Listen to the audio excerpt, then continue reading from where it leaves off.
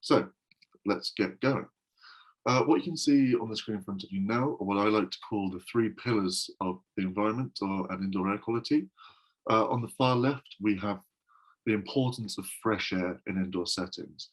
Simply put, fresh air minimizes the risk of inhaling COVID attached to airborne particles. So it's just making sure that you have enough fresh air to reduce the risk of contracting a virus. The second way the environment can impact our health and safety is by actually boosting our immune response.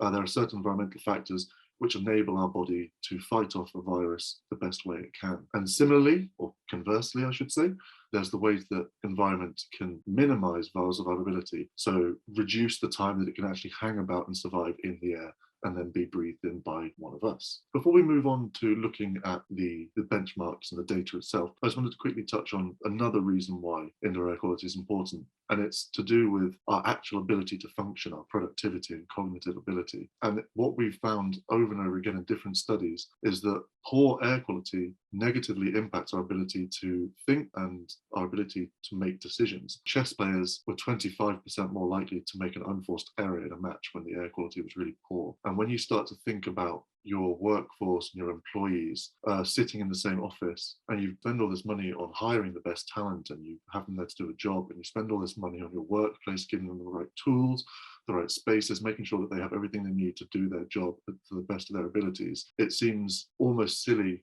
to hamstring them with poor air quality. And I'm sure everyone here will have been sat in a tiny little meeting room with no windows at 4 p.m. and just be struggling to keep your eyes open.